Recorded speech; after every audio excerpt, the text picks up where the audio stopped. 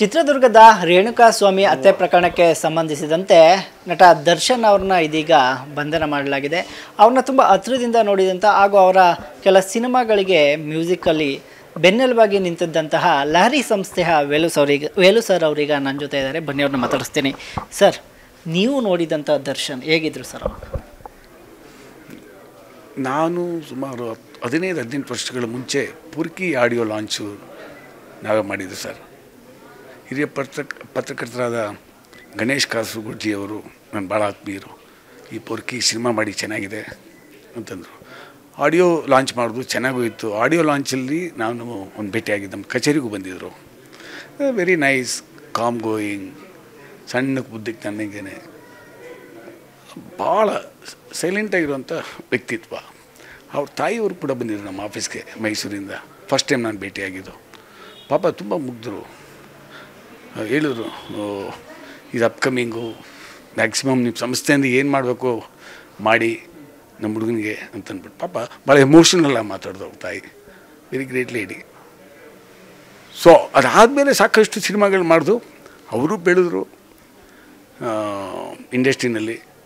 So ಒಡನಾಟ ಇಷ್ಟೇ ನಂದಿದ್ದು sir. ಯಾಕೆಂದರೆ ನೀವು ಅಣ್ಣವ್ರು ಇರ್ಬೋದು, ವಿಷ್ಣುವರ್ಧನ್ ಅವ್ರು ಇರ್ಬೋದು, ಅಂಬರೀಷ್ ಅಣ್ಣ ಎಲ್ಲರನ್ನೂ ನೋಡ್ಕೊಂಡು ಬಂದಿದ್ದಾರೆ. ಒಬ್ಬರು ಮೇರು ನಟರು ಹೇಗಿರಬೇಕು ಅಂತ ಅವರೊಂದು ವೇದಿಕೆಯನ್ನು ಸೆಟ್ ಮಾಡಿಕೊಟ್ಟು ಹೋದಂಥವ್ರು.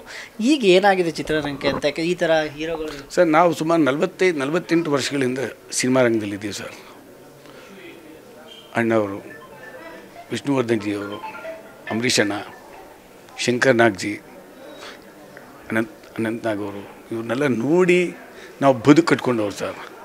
ಆ ಹಾಡುಗಳು, ಆ ಗೀತ ರಚನೆ, ಚಿ ಉದಯಶಂಕರ್ ಅವರು, ಆರ್ ಎನ್ ಜೆ ಗೋಪಾಲ್ ಅವರು, ಟಿ ಜಿ ಲಿಂಗಪ್ಪನವ್ರ ಸಂಗೀತ, ಆ ಹಾಡುಗಳು, ಆ ಸಿನಿಮಾ ನೋಡ್ತಾಯಿದ್ರೆ, ಕಾದಂಬರಿ ಇದ್ದಂಥ ಸಿನಿಮಾಗಳು ಅದು ನೋಡ್ತಾಯಿದ್ರೆ, ಆಮೇಲೆ ಮನಸ್ಸನ್ನು ಕೆಟ್ಟೋಗಿರೋ ಮನಸ್ಸು ಕೂಡ ಒಳ್ಳೆಯದಾಗ್ಬಿಡೋದು ಅವಾಗ.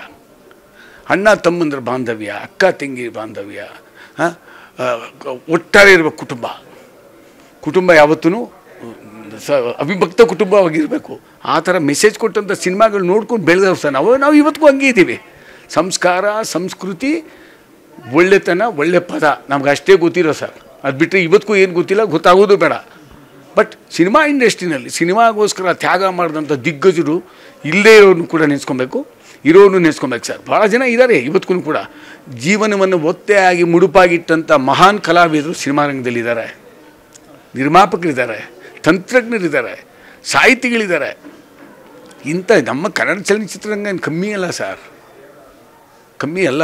ಭಾಳ ದೊಡ್ಡ ಹೆಸರು ಮಾಡಿದೆ, ಭಾಳ ದೊಡ್ಡ ಇತಿಹಾಸ ಇದೆ ನಮಗೆ, ಆಯಿತಾ? ಇಂಥ ಇತಿಹಾಸ ಇರುವಂಥ ಚಿತ್ರರಂಗಕ್ಕೆ ಈ ಥರ ಒಬ್ಬ ನಟ ಈ ಥರ ಪ್ರಕರಣಗಳಲ್ಲಿ ತಳುಕು ಹಾಕ್ಕೊಂಡಾಗ, ಅಂದರೆ ಈ ಥರ ಕೃತ್ಯಗಳಲ್ಲಿ ಭಾಗವಹಿಸಿದಾಗ ಸಮಾಜಕ್ಕೆ ಏನು ಸಂದೇಶ ಹೋಗುತ್ತೆ ಸರ್? ಸರ್, ಸಮಾಜಕ್ಕೆ ನನ್ನ ವೈಯಕ್ತಿಕವಾಗಿ ಹೇಳ್ತೀನಿ, ನಾವು ಸಮಾಜದಲ್ಲಿ ಒಂದು ಜನ ನಮ್ಮನ್ನು ಮನ್ನಣೆ, ಇಲ್ಲಾಂದರೆ ಒಂದು ಸೆಲೆಬ್ರಿಟಿ ಅಂತ ಹೇಳ್ತಾರಲ್ಲ, ಸೆಲೆಬ್ರಿಟಿ ಇರ್ಬೋದು, ರಾಜಕಾರಣಿಗಳಿರ್ಬೋದು, ಯಾವುದೇ ಕ್ಷೇತ್ರದಲ್ಲಿ ಒಂದು ಹೆಸರು ಮಾಡಿದಾಗ ನಾವು ಭಾಳ ಜವಾಬ್ದಾರಿಯಾಗಿ ನಡ್ಕೊಬೇಕಾಗುತ್ತೆ ಸರ್. ಸಮಾಜಕ್ಕೆ ಸಂದೇಶ ಕೊಡಬೇಕಾಗುತ್ತೆ, ಒಳ್ಳೆಯ ಸಂದೇಶ, ಒಳ್ಳೆಯ ಮಾದರಿ ಆಗಬೇಕಾಗುತ್ತೆ. ನೋಡಪ್ಪ, ಇಂಥವ್ನು ಬದುಕಿದ್ದ, ಲಹರಿ ವೇಲು ನೋಡ್ರಿ ಬದುಕಿದ್ರು, ಇವತ್ತಿರೋಬಿಟ್ರು ನೋಡ್ರಿ, ಎಷ್ಟು ಜನ ಸೇರಿದ್ದಾರೆ ನೋಡ್ರಿ ಅಂತ ಹೇಳಬೇಕು ಹೊರತು ಈ ಯಾವನೇ ಅವ್ನು ನೋಡ್ಲಿಕ್ಕೆ ಹೋಗ್ತಾನೆ ಅನ್ನೋವಂಥದ್ದು ಬರಬಾರ್ದು ಸರ್. ಅದು ನಮ್ಮ ಸಂಸ್ಕಾರ, ನಮ್ಮ ಸಂಸ್ಕೃತಿ ಅಲ್ಲ ಅದು. ಯಾವುದೇ ಸಿನಿಮಾ ಇಂಡಸ್ಟ್ರಿ ಇರ್ಬೋದು, ಯಾವುದೇ ಕ್ಷೇತ್ರ ಇರ್ಬೋದು ಸರ್, ಒಂದು ಮಾತ್ರ ಹೇಳಲಿಕ್ಕೆ ಇಷ್ಟಪಡ್ತೀನಿ, ಯಾವುದು ಶಾಶ್ವತ ಅಲ್ಲ. ಇವತ್ತಿದ್ದೀನಿ, ಇವತ್ತು ಸಂಜೆ ಇರ್ತೀನೋ ಗೊತ್ತಿಲ್ಲ, ಅದು ಗೊತ್ತು. ಆ ನಗ್ನ ಸತ್ಯ ಗೊತ್ತಿದ್ರೂ ಕೂಡ ನಾವು ಮೆರಿಬಾರ್ದು ಸರ್. ಬೇಕಾಗಿಲ್ಲ ಸರ್. ಏನು ತೊಗೊಂಡೋಗ್ತೀವಿ ನಾವು ಹೋಗೋವಾಗ? ಇಲ್ಲ ಬೆಂಕಿ, ಇಲ್ಲ ಮಣ್ಣು, ಎರಡೇ.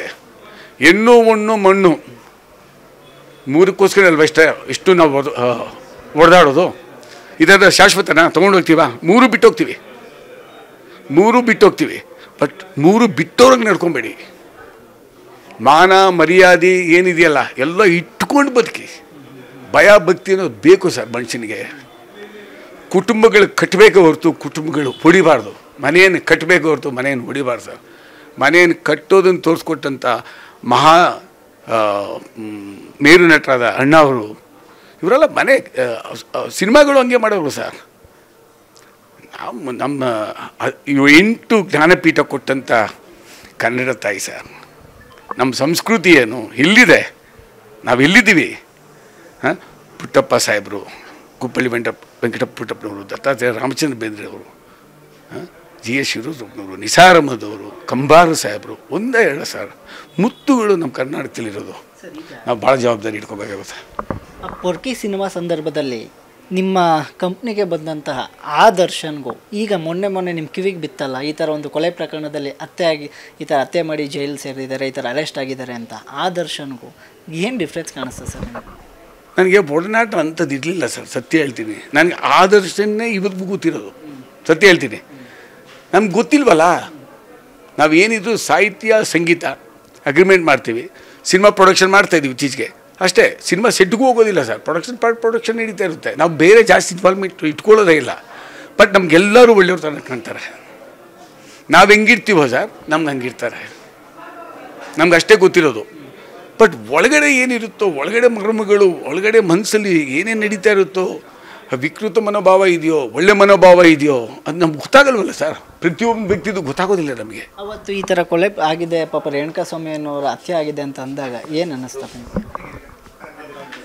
ಸರ್? ನಾನು ಮಾಧ್ಯಮದಲ್ಲೆಲ್ಲ ನೋಡಿದಾಗ ಸ್ವಲ್ಪ ನೋವಾಯಿತು, ನನಗೆ ತುಂಬಾ ನೋವಾಯಿತು. ಏನಪ್ಪ ಇದೆಲ್ಲ ಬೇಕಾ ಸಮಾಜದಲ್ಲಿ? ಬೇಕಾಗಿಲ್ವಲ್ಲ. ಕೊಲೆ ಹತ್ಯೆ ಅನ್ನೋದೆಲ್ಲ ನಮ್ಮ ಬಾಯಿನಲ್ಲಿ ಬರಬಾರ್ದು ಸರ್. ತುಂಬ ನೋವಾಗುತ್ತೆ ಸರ್ ಅದೆಲ್ಲ ನೋಡಿದ್ರೆ. ಅವ್ರು ಕಣ್ಣೀರಿಡೋದು, ಅಲ್ಲಿ ನಡ್ಕೊತಾ ಇರೋದು, ಅದೆಲ್ಲ ನೋಡಿದ್ರೆ ಯಾವುದೇ ಕುಟುಂಬ ಕಷ್ಟ ಆಗುತ್ತೆ. It's very difficult to digest all these things. ಒಂದು ಕೈ ಮುಗಿದು ಕೇಳ್ಕೊತೀವಿ ಸರ್ ಎಲ್ಲರಿಗೂ, ಈ ಥರದ್ದು ಯಾವುದು ಯಾರಿಗೂ ಆಗಬಾರ್ದು. ನಮ್ಮ ಸಂಸ್ಕೃತಿ ಅಲ್ಲ. ದಯಮಾಡಿ ನೆಮ್ಮದಿಯಾಗಿ ಬದುಕಿ, ಶಾಂತಿಯಾಗಿ ಬದುಕಿ. ಜೀವನ ನಶ್ವರ ಅಂತ ಗೊತ್ತು, ಬೇಡ ಈ ಥರದ್ದು ಯಾವುದು ಯಾರಿಗೂ ಆಗೋದು ಬೇಡ ಅಂತಂದ್ಬಿಟ್ಟು ಮಾಡಬೇಡಿ, ಯಾರೂ ಕೈ ಮುಗಿದು ಕೇಳ್ಕೊತೀವಿ ಸರ್. ಇದಿಷ್ಟು ಲಹರಿ ಸಂಸ್ಥೆಯ ವೇಲು ಅವರ ಮಾತುಗಳು. ಅಂತಂದರೆ ಮನುಷ್ಯ ಎಷ್ಟೇ ಎತ್ತರಕ್ಕೆ ಏರಿದ್ರೂ ಕೂಡ ಡೌನ್ ಟು ಅರ್ತ್ ಆಗಿರಬೇಕು ಅನ್ನುವಂಥದ್ದು. ಕ್ಯಾಮ್ರಾ ಪರ್ಸನ್ ರಾಹುಲ್ ಜೊತೆ ಆನಂದ್ KS, ನ್ಯೂಸ್ 18 ಮೈಸೂರು. ಕನ್ನಡಿಗರ ಮೆಚ್ಚಿನ ನಿಮ್ಮ ನ್ಯೂಸ್ 18 ಕನ್ನಡ ಈಗ ವಾಟ್ಸ್ಆಪ್ನಲ್ಲಿಯೂ ಲಭ್ಯ. ಕರ್ನಾಟಕ ಮತ್ತು ದೇಶ ವಿದೇಶದ 360 ಡಿಗ್ರಿ ಸುದ್ದಿ ವಿವರವನ್ನ ನೀವು ನಿಮ್ಮ ಕೈ ಬೆರಳುಗಳಲ್ಲಿಯೇ ಪಡೆಯೋದಿಕ್ಕೆ ಈ QR ಕೋಡ್ ಅನ್ನ ಸ್ಕ್ಯಾನ್ ಮಾಡಿ. ನಮ್ಮ ಚಾನೆಲ್ ಅನ್ನ ಫಾಲೋ ಮಾಡಿ, ನೋಟಿಫಿಕೇಶನ್ ಆನ್ ಮಾಡಿ.